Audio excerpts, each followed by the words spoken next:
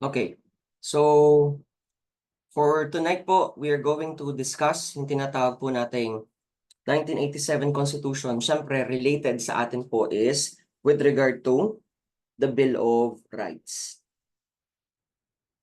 The Bill of Rights. Okay? Now, kapag ang pinag-uusapan po natin ay Bill of Rights, how does it affect yung atin pong pagiging isang law enforcer? Okay? So, as law enforcers, or law enforcement agents, we are considered as agents of the state. Okay? So as agents of the state, kung ano man po yung ating pong ginagawa, lahat po yan ay trabaho ng isang agent of the state. Yan po ay trabaho, kumbaga, na ibibigay sa atin ng ating pong government or trabaho na ibibigay po ng ating pong bansa. Now, with regard to it, kalimitan, ang atin pong function is enforcement. Kaya nga, law enforcement agent. Enforcement or execution of the law. Enforcement or execution of the law. Now, for purposes of our discussion, bakit kailangan po nating i-discuss yung atin pong 1987 Constitution? Because there may be instances that the law enforcement goes beyond the authority. Okay? Kumbaga goes beyond the authority, sumusobra sa kanya pong kapangyarihan. In the enforcement of the law, take note, you are part of the executive department. So hindi ka po pwedeng basta-basta gagawa, okay, ng batas because you do not belong to the legislative department. Next, hindi ka po korte, okay? Therefore, you do not belong to the judiciary. Okay? So as law enforcement, you are not authorized to make any law, you are not to amend the law, and you are not to repeal the law. How about sa pagiging part ng executive? Hindi ka rin po dyan, sir, kabilang sa atin pong judiciary. Therefore, you should not interpret what the law is. Ipatutupad mo lamang ang batas based on approved guidelines and based on the prevailing jurisprudence. Now, how does it affect your profession? You should be guided by the Bill of Rights because the Bill of Rights is the compilation of the so-called legal entitlements. Okay? Compilation of legal entitlements of an individual. Okay? At kung titingnan po natin, ang atin pong Bill of Rights mainly composed of what? The civil and political rights of a person. Okay? At tayo po bilang mga law enforcers, hindi po tayo entitled na mga ilang basta-basta sa mga civil rights and political rights ng isang individual. Okay? So when we speak of your civil rights, ano po ba ang composition niyan? Kapag sinabi nating civil rights, these are for what? For the enjoyment. Okay? For the enjoyment of private individuals. Okay? Gaya halimbawa po ng ano? Gaya ng atin pong freedom of expression. Okay? Freedom of expression. Nandyan din yung atin pong liberty of abode. Liberty of abode. And definitely, sa ganito pong mga instances, hindi po dapat yan pinapakailaman ng atin pong government. Because sino po dapat ang nagde-decide for their own? It must be the so-called private individual. How about kapag ang pinag-uusapan naman natin ay political rights? Okay? Ano po ang involved sa atin pong political rights? Political rights pertain to those rights which involve a private individual. Okay? At anong gagawin ng private individual na yan? Entitles him. Okay? The private individual is entitled to participate. Okay? Participate in the affairs of the government. Okay? The private individual is entitled to what? Private individual is entitled to participate. Okay? To participate in running the affairs of the government. In running the affairs of the government. Okay? Now, pwede po ba siyang makialam sa ating pong gobyerno? Okay? In running the affairs of the government. Pwede po bang makailam ang isang private individual sa atin pong gobyerno? Pwede.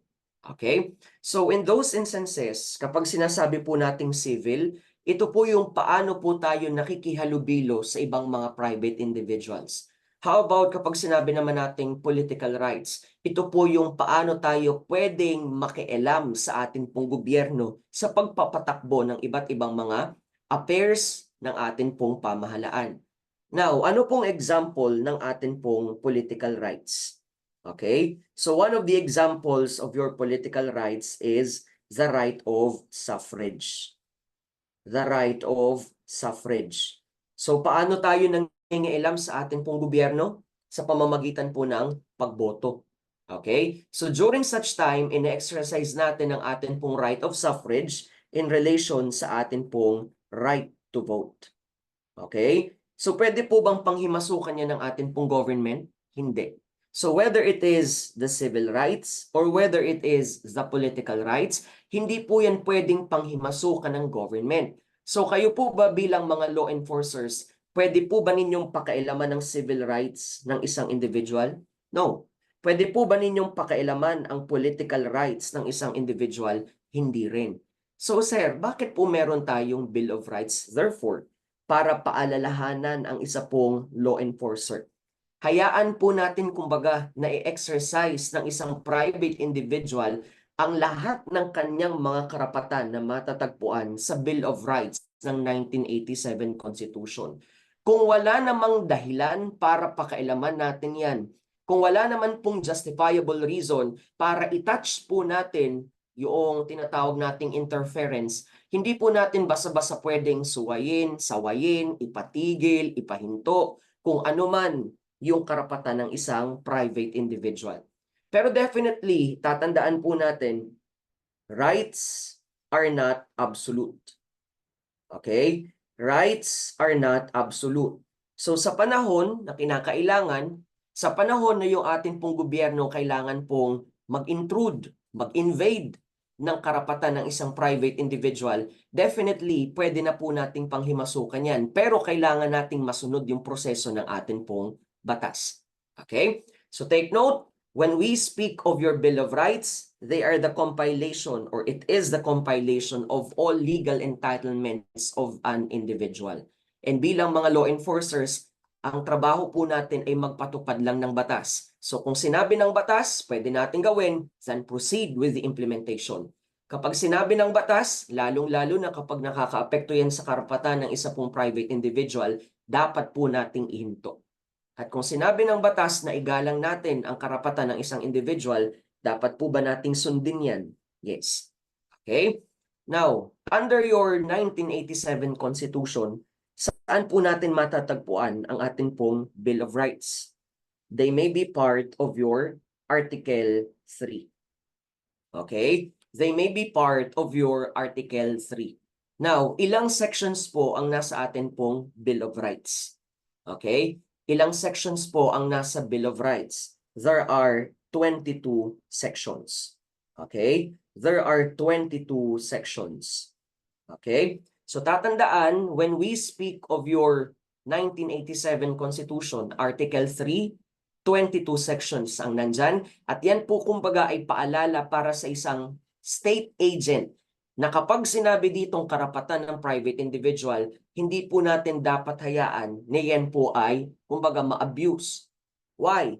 Because kapag nagkaroon ng violation under Article 3, okay? Kapag nagkaroon ng tinatawag nating violation, when violation arises, okay? When violation arises, yung atin pong public officer may be held criminally liable.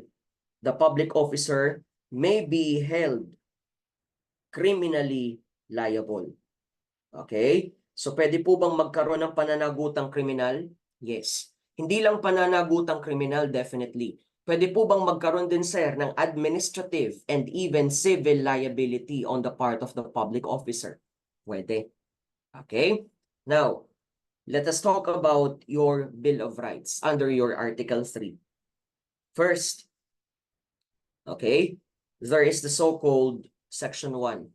Ano po ang nakalagay sa atin pong Section 1? No person shall be deprived of life, liberty, or property without due process of law, nor shall any person be denied the equal protection of the law.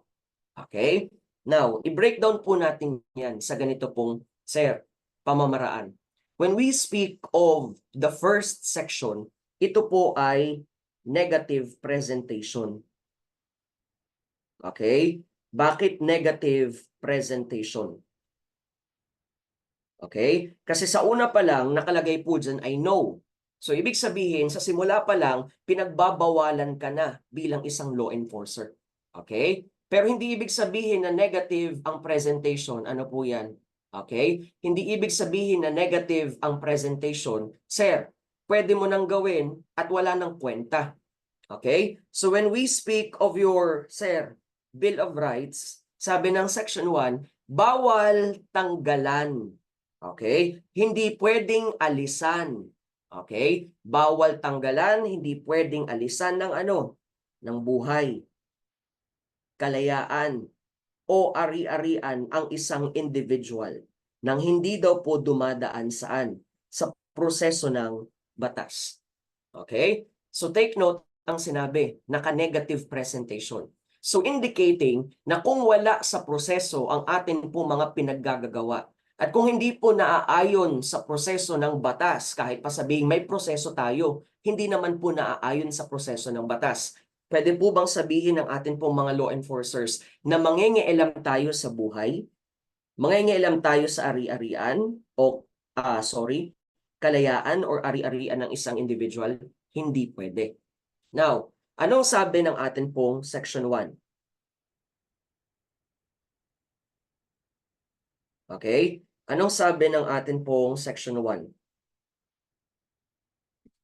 Okay? So when we speak of your Section 1, we have the so-called right to life.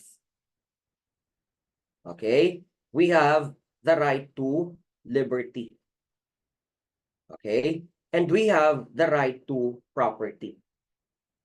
Okay? Now, when does life begin? Kailan po nag-uumpisa ang buhay? Life begins from conception. Okay? Life begins from conception.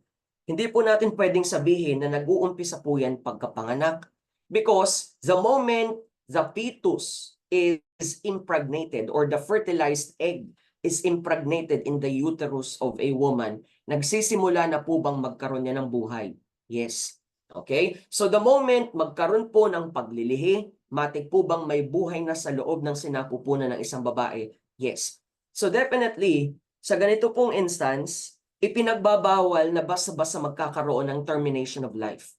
Okay? Eh sir, gusto kong i-terminate ang isang fetus. Okay? Gusto ko pong itigil na yung pagbubuntis. Okay? So definitely, pwede po bang mag-amount yan sa abortion? At ang abortion ay kriminal. Ang abortion ay illegal in the Philippine law. Okay? So tatandaan, life begins from conception. And now, kapag sinabi naman po nating birth, ano po ang function ng birth? Birth determines personality. Okay? Birth determines personality. So ano pong meron sa determination ng personality? Pagkasilang, dyan sasabihin kung ano tayo, babae po ba o isang lalaki. At bakit kinakailangan po yan? For purposes ng atin pong registration. Pero hindi ibig sabihin na sir, yung feto sa loob ng sinapupunan ng isang babae ay hindi pa po mukhang tao, wala siyang buhay. Kaya tatandaan po natin, life begins from conception.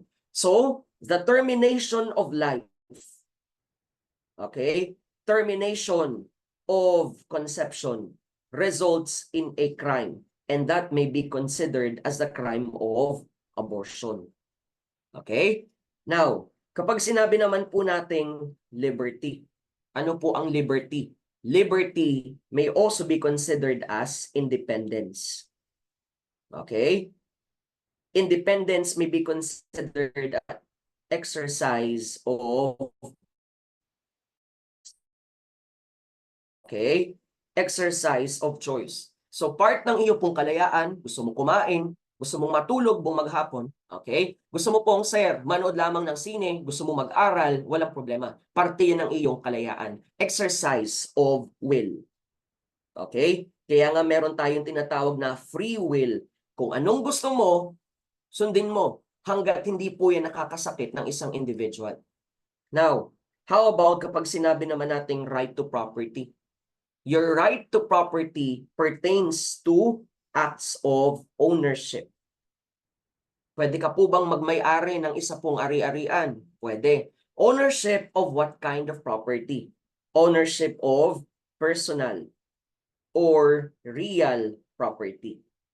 Okay? So bilang tagapagmay-ari, sir, bilang may kalayaan at bilang may buhay, hindi po yan basta-basta pwedeng alisin ng atin pong government.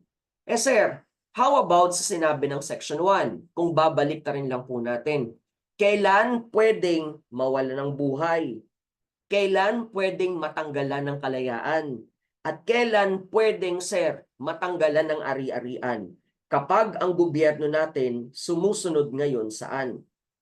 Okay? Sa proseso ng batas. If due process, therefore, if due process is complied with, okay? If due process is complied with, pwede nang ma-deprive ng buhay. Deprived of what?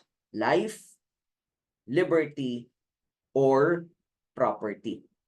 Okay? Life, liberty, or property. Okay? Now, ano po ang dalawang klase ng due process of law? Two kinds of due process. Okay? Two kinds of due process. First, it may be considered as what? Substantive. Okay? There must be the existence of the law. Okay? So, hindi pwedeng magkaroon ng due process kung unang-una wala po tayong batas. There must be the existence, okay? Existence of the law. Okay? So, ano po ang nasa batas? May content, may mga substance, meron po tayong, sir, content, and definitely, yan po ang inyong ipatutupad. Yes, sir. How about sa pagpapatupad natin? Yung nilalaman ng isang batas, pwede ko po bang basta-bastahin ang pagpapatupad? Hindi pwede. Because the second aspect of due process pertains to procedural due process. Okay? Procedural means the methods of enforcement. Okay? Methods of enforcement. Dito, halimbawa, o din sa ating mga kasama ngayon na intention na mag-exam ng NAPOLCOM, halimbawa, sir, kapag ba ikaw may nakita pong isang tao na gumawa ng crime, pwede mo ba siyang agad-agad i-subject sa imprisonment? Na to the point, ang tawag na natin sa kanya ay convicted. Kasi kung ikaw halimbawa magiging pulis na, sa harapan mo ginawa ang isang krimen, pwede bang sabihin mo, kulong ka na agad? Convicted ka na agad dahil kitang-kita kitang gumagawa ng isang krimen. Can that be allowed? No. Kahit ikaw po ay isang law enforcer, anong sabi natin kanina? Yan po ay trabaho ng atin pong korte. Korte ang magsasabi kung convicted po ba or acquitted ang isang gumawa ng krimen. Ang dapat mong gawin bilang isa pong law enforcer, magsampa ka ng reklamo, i-subject sa trial ang atin pong accused, and then kapag natapos ang trial, tingnan natin ang magiging desisyon ng atin pong korte. Desisyon ng korte na yan po ay convicted, then saka matutuloy sa imprisonment.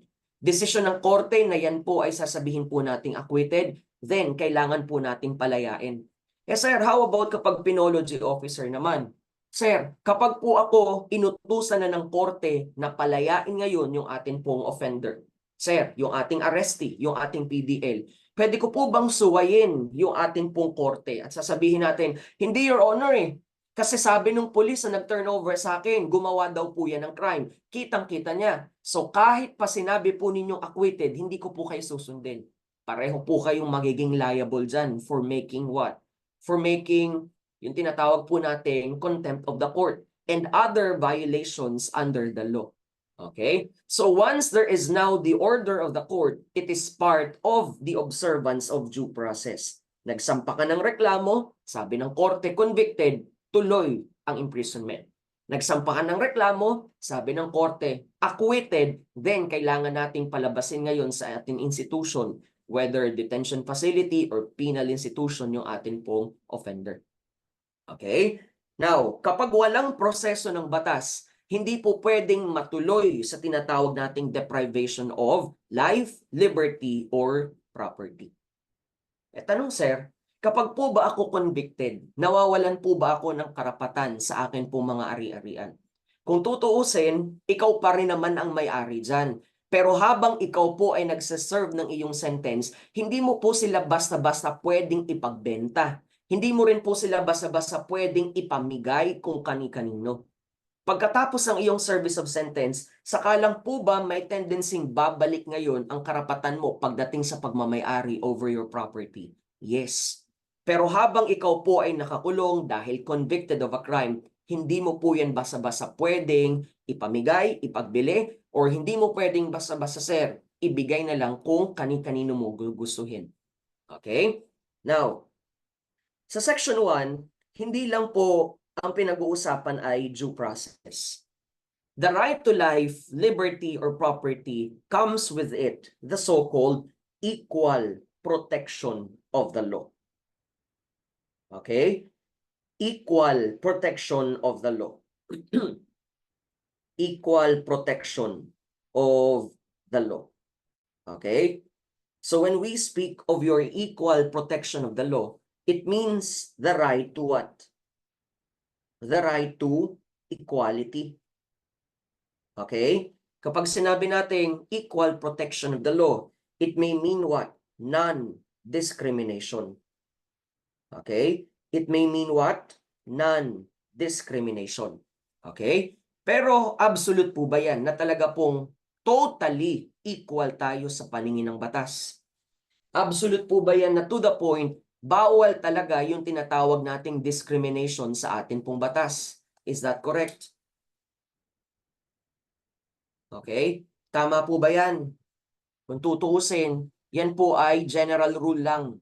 Okay? So when we speak of equal protection of the law, there is sometimes allowed discrimination. Okay? Kumbaga, sinasabi ng atin pong batas, kayo po kapag similar status. Okay? Kapag kayo po ay similarly situated. Okay? You will be treated alike. If you are similarly situated, you will be treated alike. Okay? Paano po kami similarly situated? Nasa PNP ka na, nasa BJMP ka na, nasa sir, BFP ka na. So ibig sabihin, kikita kayo ngayon. Nagtatrabaho na kayo eh. So ibig sabihin, kakaroon kayo lahat ng income. Okay? So, dahil pare-pareho na kayong part ng ating pong Tri-Bureau, sir, pare-pareho kayong may trabaho, pare-pareho kayong magkakaroon ng income. Okay? Pero sir, how about yung mga nauna sa amin? Pantay po ba kami ng income? O, halimbawa sir, sa PNP ako nag-apply. Eh sir, yung mga nauna sa akin, sir, pantay po ba kami ng income? Posibleng hindi. Diyan lumalabas yung tinatawag nating legal discrimination. Okay? At kapag sinabi nating legal discrimination, pinapayagan po ba yan? Yes. Sa paanong instance? There is legal discrimination dahil meron po tayong valid distinction. Okay? May valid distinction. Ibig sabihin, may pagkakaiba-iba. Eh sir, bakit yung mga nauna sa akin, mas mataas po ang salary grade? Malamang yung iba dyan na-promote na. Okay? So kahit pa pare-pareho kayo nagtatrabaho sa PNP, nagtatrabaho sa BFP or BJMP, ibig sabihin, sir, yung mga nauna sa inyo na nagkaroon na ng proper promotion, mas tataas ngayon ang kanilang salary grade. So ibig sabihin, meron na po ba ang sir pagkakaiba pagdating sa inyong mga ranggo? Yes. So, ibig sabihin, nagkakaroon ng discrimination. Pero pinapayagan po ba yan? Yes. Bakit? Kasi yan po ay naaayon sa batas. It is germane to the policy of the law. Okay? Ang pagkakaiba naaayon sa sinasabing qualifications ng batas. Oh, sir, ano pong qualification mo? Sir, kagaya ko, kapag pumasok ako sa PNP, BJMP, or sa halimbawa sa BFP bilang isang abogado, so posible po bang mas mataas agad yung aking rank compared halimbawa dun sa mga kasabayan ko pero may bachelor's degree pa lang? Kaya anong gagawin ng iba? Yung ibang nakapasok na halimbawa na may bachelor's degree pa lang, mag-aaral at mag-aaral pa rin para umangat naman dun sa kanilang salary grade. Pero ako, sir, nauna na at bilang isang abogado, mag-a-apply halimbawa sa PNP, etc. Pwede po bang mas mataas agad ang akin pong salary grade, yung akin pong posisyon o yung akin pong rank? Yes. Sir, bakit pinapayagan? Kasi naaayon po yan sa qualification na nakatakda or isinet ng atin pong batas. Okay? Now, sir, yung valid at legal discrimination po ba na yan, ngayon lang po mag-a-apply? Okay? Ngayon lang po mag-a-apply? No. Yung discrimination or distinction na yan, mag-a-apply not only, okay? The distinctions apply not only for existing conditions. Not only for existing conditions. Hanggat hindi po binabago yung batas, sir, sabihin na natin, 10 taon na po yung nakalagay sa batas po namin. Bakit hindi pa rin po binabago? So, ibig sabihin, it covers even the future times. 2024 ngayon. Sir, paano kung 2025 magkakaroon na naman ng recruitment? 2026 may recruitment na naman. Hindi pa rin po binabago yung batas. So, hindi lang kayo ang dumanas na nandun halimbawa sa pinakamababang salary grade for your profession. Yung iba po bang susunod sa inyo, ganun din po ba ang mangyayari sa kanila in case sila naman yung mag-a-apply for the position na in-applyan din po ninyo sometime or 3 years ago, sabihin na natin? Pwede. Okay? And definitely, sir, hindi lang po ikaw, lahat tayo na ganyan po ang sitwasyon. All those, okay, similarly situated. Okay? All those similarly situated will be what? Will be treated alike. Okay? So kakagraduate mo lang halimbawa ng isang ng bachelor's degree at gusto mong pumasok sa Tri-Bureau, nagkataon ang kasabayan mo, pare-pareho po ninyong bachelor's degree pa lang. So lahat sa inyo mag-a-apply yan. Okay? So ibig sabihin, bakit sa ating society may tinatawag halimbawa na manager? Bakit may general? Bakit halimbawa meron pong sabihin na natin hindi naman general ang kanyang ranggo? So, dahil meron po talagang legal discrimination.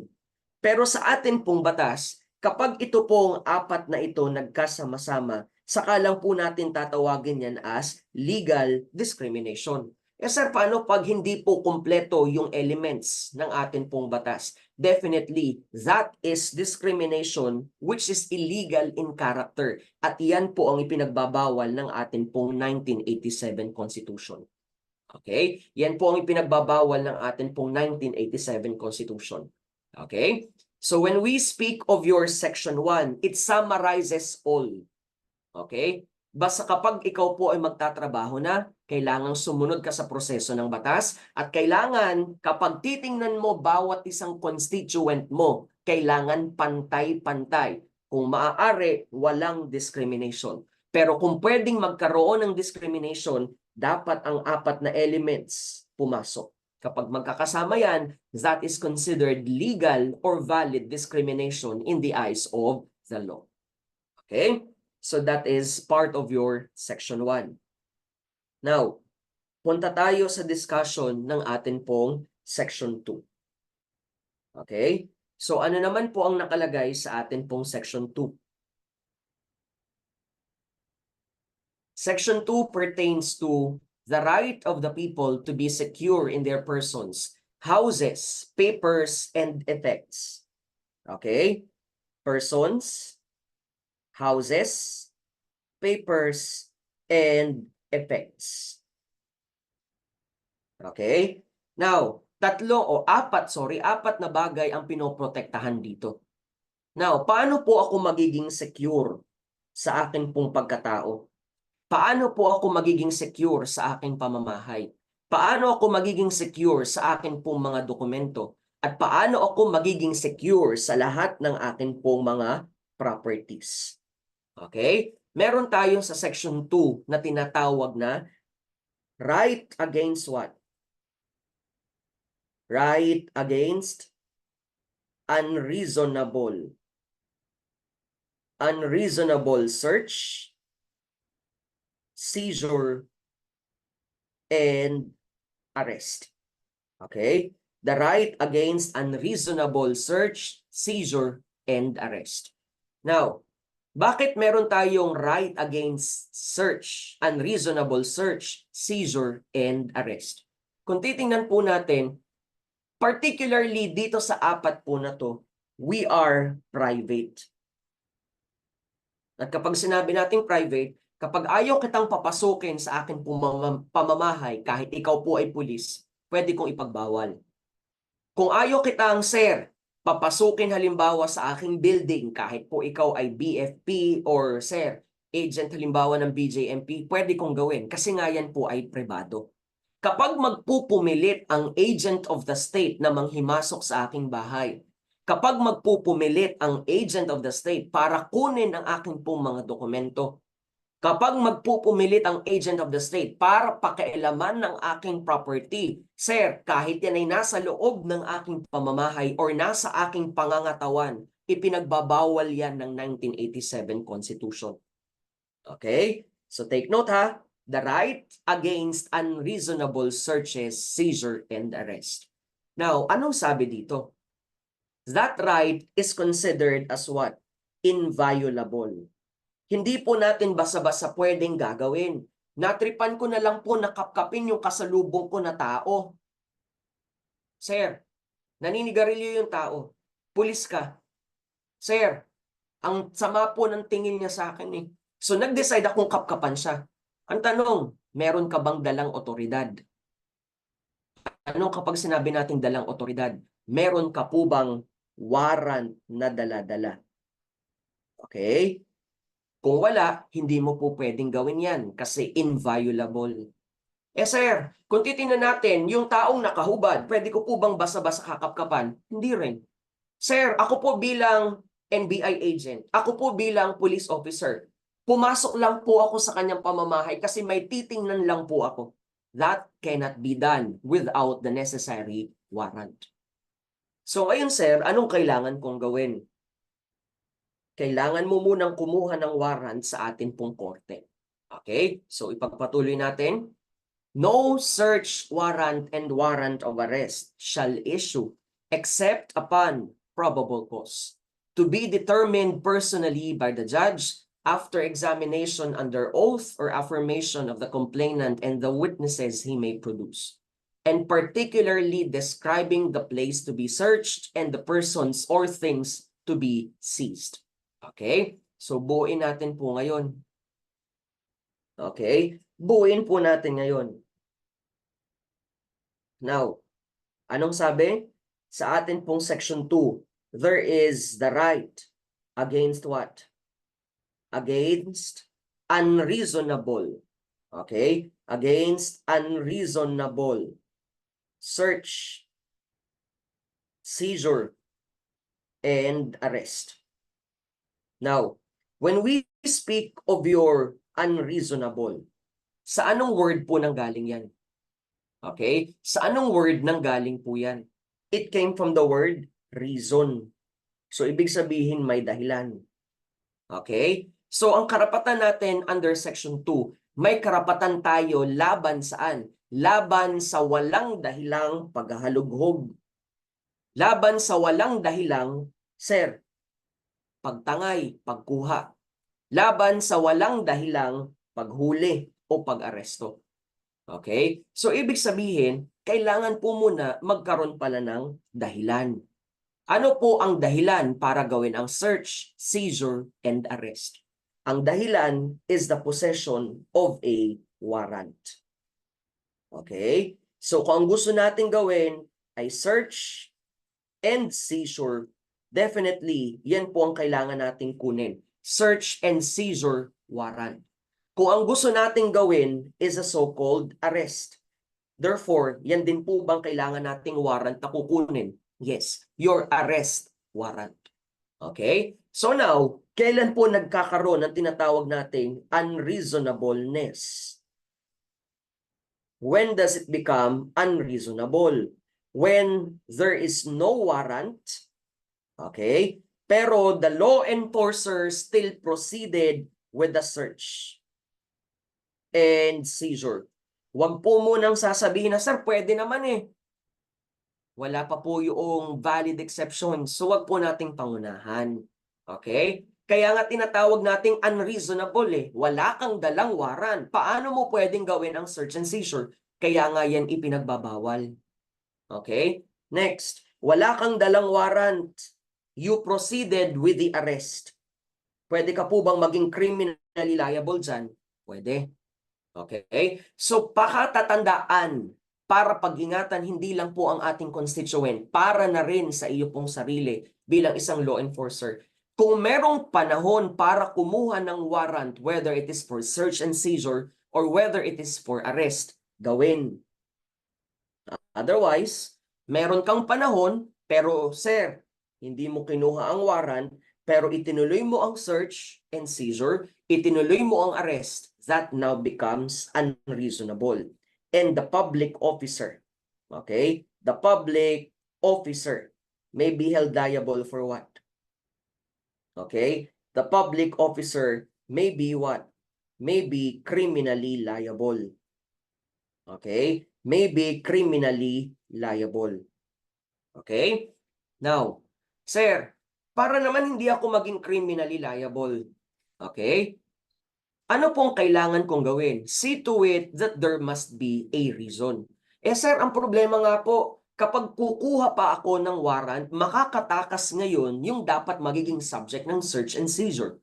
Makakatakas ngayon yung magiging subject ng atin pong arrest. So ano po ang kailangan kong gawin? There must be the valid exceptions. Okay? There must be the valid exceptions. Okay? So kung kayo po bilang mga law enforcers, you must be considered discerning. Kailangan analytical. Hindi pwedeng, sir, may ginawa daw pong crime last week. Pwede ko pong gawin ng hot pursuit. Hindi pwede. Last week pa yun eh. Nasaan yung essence dyan ng hot pursuit? Sir, meron daw po nangyayaring krimen, pero isinumbong lang sa akin. Can I exercise in flagrante delicto arrest? Hindi rin pwede. Kasi hindi naman nangyayari sa harap mo. Okay? So para payagan ngayon ang mga tinatawag nating warrantless arrest. Okay?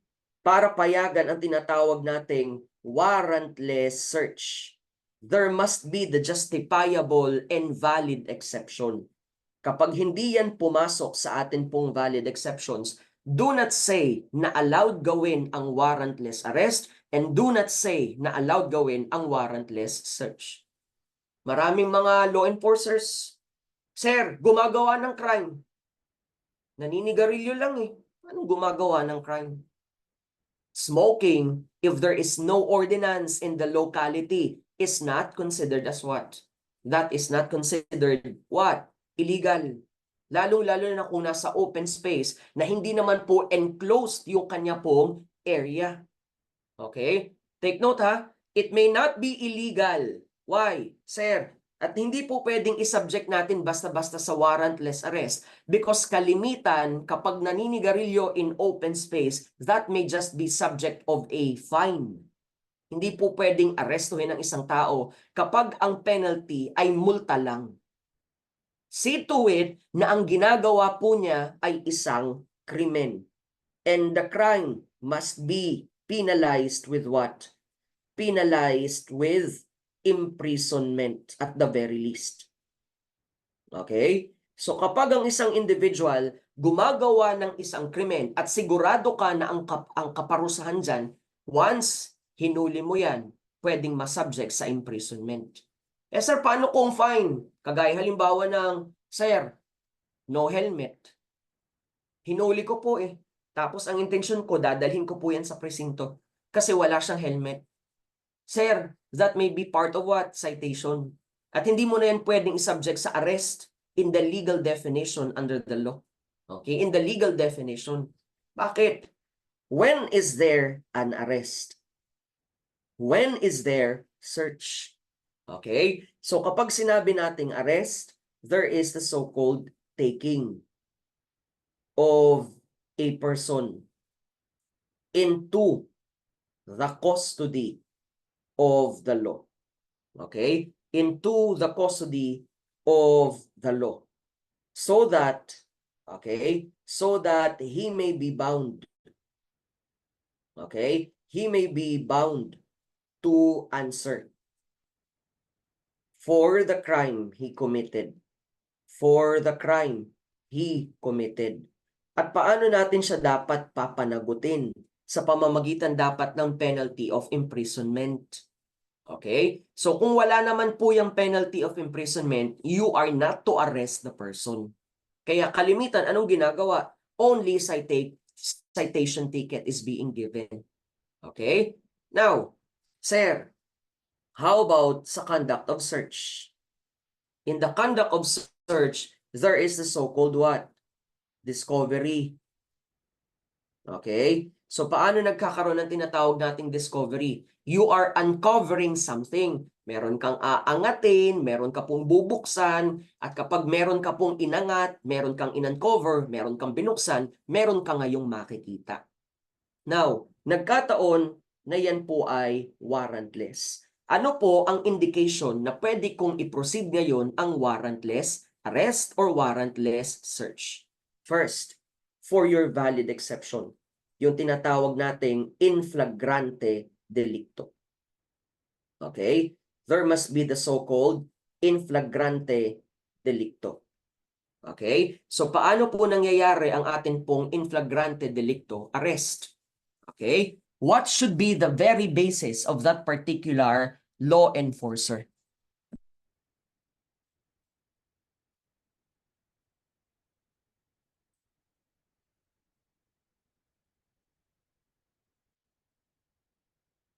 Ano po kaya ang basis para gawin ang atin pong in flagrante delicto arrest? Okay? So sabi po ninyo, caught in the act. Okay? So ibig sabihin, meron po bang gumagawa ng krimen? Meron po bang gumagawa ng krimen? Yes. So, in the presence, okay? In the presence of the arresting officer, in the presence of the arresting officer, okay? In the presence of the arresting officer, a crime is what? A crime is being committed. Okay? A crime is about to be committed. About to be committed. Okay? Or a crime is committed. So kung titingnan po natin, yan po ay ano? Present is being committed. Ginagawa eh. Pwede rin po yung ano? About to be committed. Future. Or is committed. Past. Ginawa, ginagawa, gagawin. Okay? Pero sa ganyan pong instance, ano po dapat? Nasa presensya yung atin pong law enforcer. Yung atin pong arresting officer, kailangan nandun sa presence ng atin pong offender nung oras na ginawa, ginagawa, or gagawin ang isang krimen. Now, ano po ang magpapa-identify sa'yo na gumagawa, gagawa, or ginawa ang isang krimen? There must be the so-called what? Overt act. Okay? Kailangan, there must be the physical manifestation, the physical movement. Okay? That produces what? produces the specific intention. Okay? The physical movement produces the specific intention of the offender. Okay? So ito po yung malimit kong tinatanong. Kapag po ba may akyat bahay, matik magnanakaw? O naaktuhan mo, sir, sabi mo, oy magnanakaw, umaakyat ka ng bahay eh. Magnanakaw po ba agad? Yes or no? Pwede ko na siyang arestuhin, sir eh, kasi nagnanakaw eh. Umaakyat po ng bahay ng ibang individuals. So that is already the act of what? Robbery. Kasi umaakyat po ng bahay. Is that correct? Hindi pa. Sir, baka pwedeng pumasok lang yan bilang trespass to dwelling. Pero para tawagin po yan bilang isang overt act ng robbery, eh umaakyat pa lang po ng bahay, wala pa namang pong ninanakaw. Pero, pwede po bang pumasok yan, hindi man sa crime of robbery, pero papasok po yan sa atin pong trespass to dwelling? Pwede. Kasi, the moment may physical movement na nagpakita sa iyo kung ano man ang kanyang intention. Yung physical movement niya na pag-akyat, ibig sabihin, hindi niya kailangang gawin yun kung siya naman po yung may-ari ng bahay. Pero paano po sa umakyat? May kakaiba po sa kanyang ginawa eh. Umakyat po siya halimbawa sa pader, tapos dumaan sa bintana, tapos lulusot na sana sa bintana, bigla po, sir, sinigawan ko ngayon. Pwede ko po bang arestuhin yan? Pwede. Dahil nasa harap niya ako nung oras na ginagawa yan ng atin pong offender. So kahit wala akong warrant of arrest, can I proceed with warrantless arrest na pasok sa atin pong in flagrante delicto arrest? Pwede. Now, sir, kilala daw pong magnanakaw yan sa community. Pero nakatayo lang. Noong oras na nakita ko po. Magnanakaw po yan sa community namin eh. Pero, sir, nakita ko siya, nakatayo lang sa harap ng tindahan. Can I arrest that person? Without warrant? No. Okay? Bakit? Because it is not an overt act ng pagnanakaw. So, kailangan po ninyong maging maingat. You have to see to it that there must be the overt act. Kapag wala yung overt act or the physical movement that produces the specific intention of the offender, do not make an in flagrante delicto arrest. Okay? Now, ako po ba dapat ang naka-witness bilang isang arresting officer? Definitely yes. Sir, paano kung sinabi lang sa akin ng witnesses? Paano kung sinabi lang sa akin ng victim at kagagawa pa lamang nung krimen? Pwede ko po bang isubject yan ngayon sa valid warrantless arrest? Pwede kung pasok yan sa tinatawag nating number 2. It is done through hot pursuit. Okay? It is done through hot pursuit. Now, sa anong instance pwede po ang ating hot pursuit? It is based on what? Based on probable cause. Okay? Based on probable cause. And take note, when we speak of your probable cause, it is not personal knowledge of the crime, but personal knowledge of the facts and circumstances surrounding the crime. Take note of the difference, ha? Personal knowledge of the facts, okay, and circumstances. Personal knowledge of the facts and circumstances surrounding the crime. Surrounding the crime. Sir, nakita ko po dun sa rules of court, personal knowledge yan eh. No. If that is personal knowledge of the crime, dito ka pupunta ngayon sa in flagrante delicto. Kasi dyan yung sinasabi nating literal na personal knowledge of the crime. Kitang-kita mo eh. Pero dito, ang sabi is hot pursuit based on probable cause. Sir, paano ka nagkaroon ng personal knowledge? Not to the crime, but to the facts surrounding the crime. The witness told you. Okay? The witness or the offended party. Agad-agad, pagkatapos, mabiktima. Nagsumbong agad-agad sa iyo yung atin pong victim. Nag-execute agad siya ng isang complaint para ma-formalize yung kanyang reklamo. So wala pang isang oras, sir, nakapag-execute agad siya ng complaint, isinabmit sa iyo ngayon, sir, pwede ka po bang gumawa dito ng atin pong hot pursuit? Pwede. Now, meron po bang, sir, specific na oras? Ang sabi ng Supreme Court, the hot pursuit must be based on what? Reasonable period. Okay? Reasonable period without interruption. Okay? Reasonable period without interruption. Sir, kailan po nangyari yung crime? Kanina lang pong alas 7. Anong ginawa ng ating pong offended party noong nangyari ang crime? Diretso po siyang pumunta sa ating pong police station para magreklamo. At agad-agad nagkaroon ng, sir, kung agad-agad ha, nagkaroon agad siya ng affidavit. Now, base dun sa affidavit, ibinigay dun sa pulis, yung pulis naghanap ngayon kung sino man yung itinuturo ng ating pong offended party. Nagkaroon po ba ng putol? Wala. Kasi ang sabi is without interruption. Eh sir, kailan hindi pwede ngayon ng atin pong hot pursuit? Nangyari kaninang umaga, hindi pa agad nag-file yung atin pong offended party. Inintay pa yung Monday. Okay? Kasi doon pa lang daw siya may pasok. Doon pa lang siya mawawala ng pasok. Doon pa lang siya mag-go off sa kanyang trabaho. Now, pagkatanggap ng complaint ng atin pong mga pulis, anong kailangan niyang gawin? Diretso po ba sa warrantless arrest o kailangan i-recommend yan sa fiscal kung maaari para magkaroon ng filing of the criminal case. At kapag lumabas ang criminal case, re-request tayo ng warrant of arrest, then upon warrant of arrest, saka po natin kailangan hulihin yung ating pong offender. Can we proceed with the immediate hot pursuit? Pero nagkaroon na ng interruption? O dapat pumunta na tayo kay fiscal para tulungan tayo mag-file ng criminal case? Which is the better one? Meron ng interruption eh. So pupunta tayo kay fiscal para magpatulong. Okay? At sa pamamagitan ni fiscal, dadalhin niya ang criminal case papunta sa korte. Hihilingin niya ngayon na mag-issue ang korte ng warrant of arrest. Pero kung, sir, hot pursuit ang magiging basis natin, that cannot be allowed. Bakit? Ngayon nangyari, tapos Monday pa nagkaroon ng complaint yung ating offended party to the police station.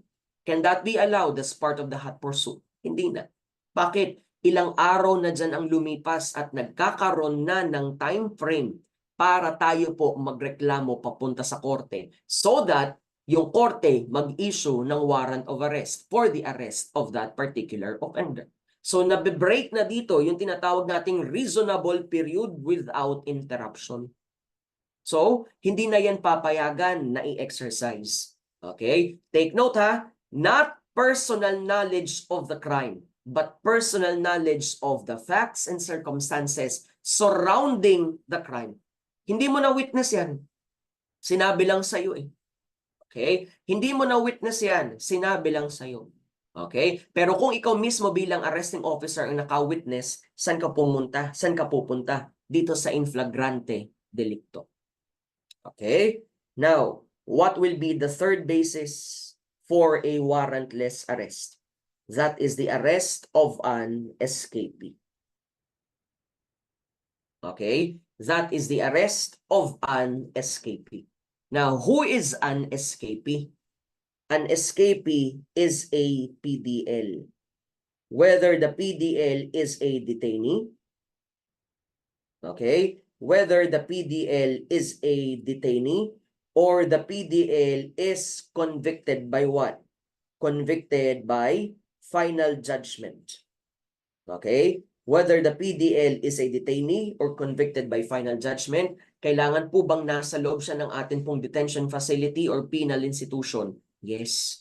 Now, kita mo na yan po ay nasa labas at wala namang legal order para palabasin po yan. Wala namang court order, wala namang sir kahit anong executive clemency na ibinaba ang atin pong presidente.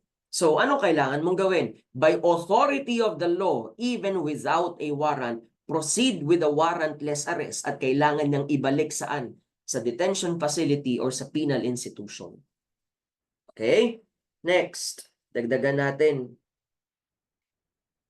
Ang isang tao na tinatakasan ngayon ang kanyang piyansa. Jumping of bail. Okay? Jumping of bail. Bakit po kapag sinabi nating tatakasan ang kanyang piyansa, pwede po ang warrantless arrest? Now, sino ba ang pinagbayad ng piyansa? Ang pinagbayad ng piyansa yung atin pong accused na dapat preventively detained.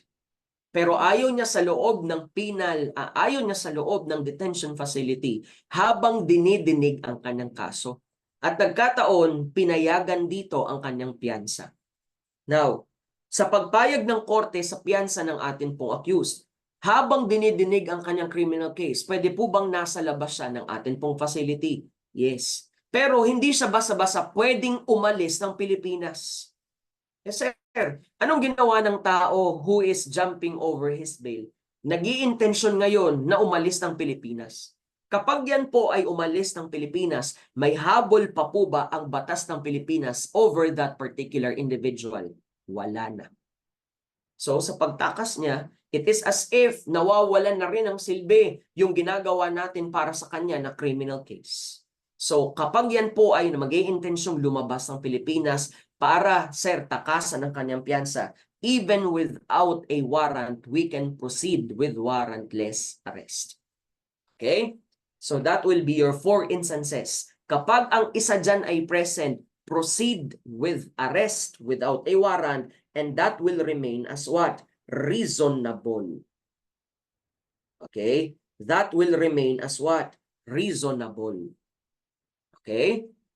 Now, paano naman po yan magkakaroon ng tinatawag natin valid warrantless search? First, there is consented search. Okay? There is consented search.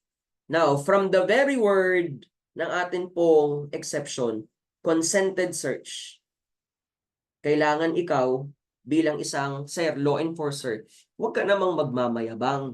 Hindi dahil naka-uniforme ka, sir, gagawin mo na kung anong gusto mo.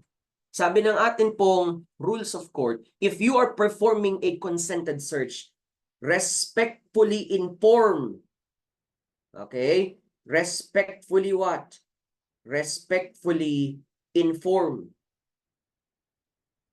the searchee. Okay? Respectfully inform the searchee. Paano ko po sasabihin sa kanya? Sa pinakamagalang na pamamaraan, makataong pamamaraan. Okay? At hindi ka nalang basta-basta talikod, sabay kap-kap. Okay? Tinutulak mo pa yung tao. That is not consented search. Because kanino dapat magmumula ang consent? The consent comes from the searchee. Consent from the searchee is required. Okay? So sir, kung basta ko na lang siya hinata, pinatalikod, sabay kap-kap, hindi po yun nagbibigay ng consent. You are being aggressive, you are being abusive, at pwede po bang maging liable ka dyan for committing that act? Yes. Now, respectfully inform the searchee. Yes sir, paano kapag ayaw? Wala kang magagawa. Wala kang warrant eh. Wala kang dalang search warrant. So hindi mo pwedeng gawin sa kanya ang frisking. Eh sir, paano naman kung pumayag? Kung pumayag, he is now executing a waiver. Ngayon, for your protection bilang isang law enforcer, kung maaari at meron ka pong dala, okay? Sir, ipasulat yan. Eh sir, paano kung wala akong, sir, pen and paper? I-video mo kasi allowed ka namang magdala ng body cam. Diba? Sa mga gumagawa, halimbawa ng operation literal, sir, kapag kayo po ay magpapatrol, allowed yan na magkaroon po kayo ng body cam. Eh sir, wala po akong body cam. Kasi yung amin pong station hindi pa nakapag-purchase. May alternative, your cellphone. Pero hindi pwedeng sa paraan na sir, idinuduldul mo halimbawa sa mukha ng atin pong searchee para ipahiya siya. O may ginawa ka po sir, nakatayo ka, nakahubad ka, kaya isa-search kita, ibibideo kita. Hindi ganun. It is to see to it na ginagawa mo pa rin po dito yung paghingi ng kanyang consent. I-video ko po ngayon. So magalang ko po siyang tinanong, okay lang po bang kapkapan kita kahit wala akong dalang search warrant? Naka-video ngayon, recorded ngayon. Sir, nagbigay siya ng pagpayag. That is now consent. That is now waiver. Now, sir, may natagpuan po ako sa kanyang kontrabando. Pagkatapos mong gawin ang search, ano po ang pwede kong gawin dun sa atin pong individual? You can now arrest that person. Take note of the difference, ha? Sir, dito hindi ka pwedeng mag-a-arrest agad kasi hindi mo alam eh. Okay? Hindi mo, sir, o wala kang, sir, X-ray vision na makikita mo agad-agad kung ano po ang nilalaman ng kanyang pocket, makikita mo anong meron sa kanya pong bulsa, anong meron sa kanyang undergarment. Sa tingin mo, meron kang dahilan, hindi mo nga lang sure. So, nagpaalam ka ngayon dun sa ating searchee. Pumayag naman siya. Nagkataon nung ginagawa mo na dito ang frisking, may natagpuan ka sa kanyang kontrabando. After the search, can you now proceed with warrantless arrest? Pwede. Okay? Now, compare consented search dito sa tinatawag po nating Bravo. Bravo pertains to what? Search incident. Okay? Incident to a lawful arrest. Okay? Search incident to a lawful arrest. Now, dito sa Bravo, alin po kaya ang nauna? Alin ang dapat mauna? Sir, ang dapat po bang mauna dyan ay search? Yes or no? Ang dapat po bang mauna dyan ay search?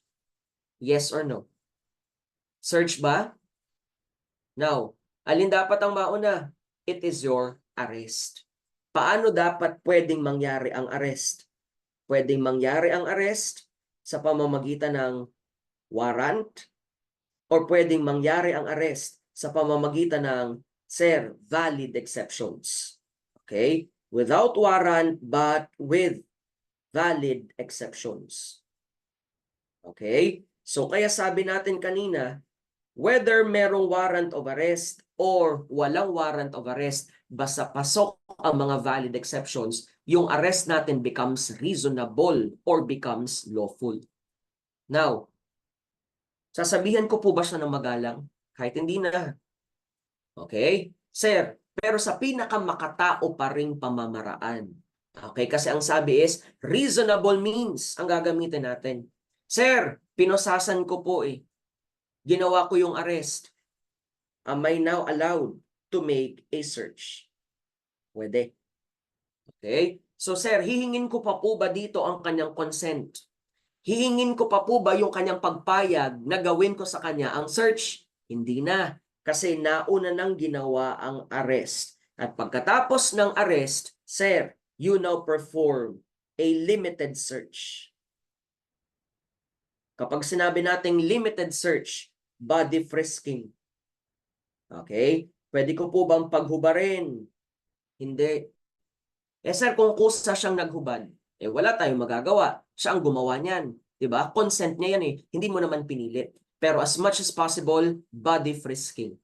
Sir, sabi ng Supreme Court, bakit body frisking lang ang allowed? Kasi you are only allowed to tap. You are only allowed to pat. Okay? To tap or to pat. Kaya nga kap-kap. Ano po ang akin pong kakap-kapin? Yung mga dangerous weapons. Okay? Alin po ang kakap-kapan o alin ang kakap-kapin? Yung dangerous weapon. Yes sir, yun ang priority mo. Bakit? Kasi ginawa mo ang warrantless arrest eh. O ginawa mo ang arrest with warrant. At yung tendency ng isa pong individual, manlaban.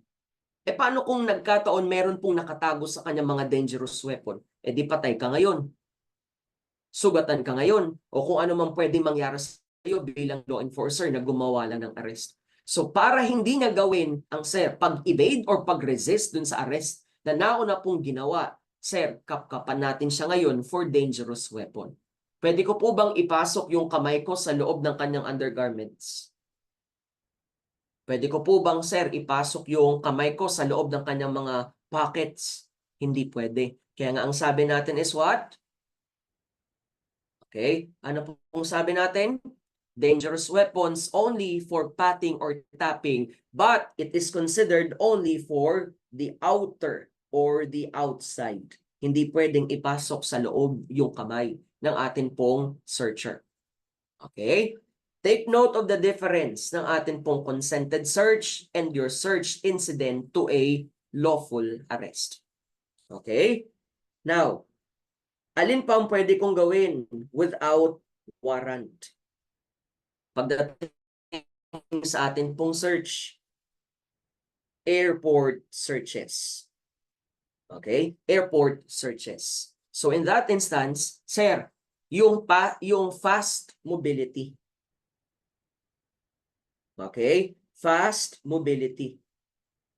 Okay? So when we speak of your fast mobility, sir, makakaalis po ba agad-agad dito yung atin pong sir, individual concern? Definitely yes. Okay? Sa pag-alis, ibig sabihin makakawala po ba sa jurisdiction natin? Yes. So, kapag dadaan sa airport security, kahit wala po yung warrant, can that be considered allowed? Yes. Okay? Next. Alin pa? Kapag member ka naman ng Bureau of Customs, okay? Yung mga tinatawag po nating customs searches. Okay? Customs searches. Now, kailan po allowed ang custom searches? Only limited sa mga tinatawag po nating warehouses. Okay? Kapag ang involved dito will be smuggling, kapag ang involved dito will be, sir, anything na hindi po dumaan saan? Sa inspection ng atin pong Bureau of Customs, kahit wala kang search warrant, you can proceed with the search of a warehouse. Yes, sir. Paano kung yung kontrabando, yung mga smuggled goods, inilipat from warehouse going to the particular dwelling of the offender? Inilipat sa kanyang pamamahay. Okay? Inilipat sa kanyang pamamahay. Kapag nasa dwelling na yung mga kontrabando, the Bureau of Customs cannot just intrude into the dwelling. At kailangan po ba nilang kumuha muna ng search warrant coming from the court? Dapat. Okay? Pero kapag warehouses, warrant is not, sir, required. Okay? Warrant is not required. Okay? Yes. Okay, kung napatunayan na yan po ay covered ng kanilang batas na ipinatutupad ha, at kung nagkataon yan po ay nasa warehouse, walang problema.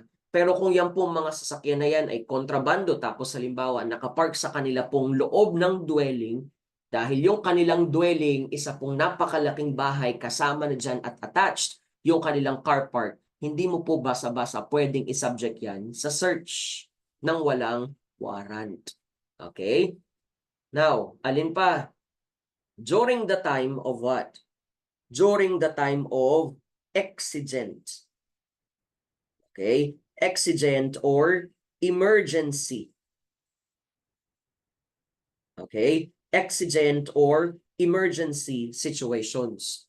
Panahon ng giyera, okay? May mga taong nagre-rebelde, for example, somewhere in the north or somewhere in the south, biglang nag-set up ng checkpoint. Usually sa checkpoint, motor vehicle lang. Pero kapag exigent or emergency situation, kahit yung mga taong naglalakad, pwede po bang patigilin at the checkpoint para maging subject sila ng search? Pwede. Okay? Next. During the time of what? Okay? Search of a moving vehicle.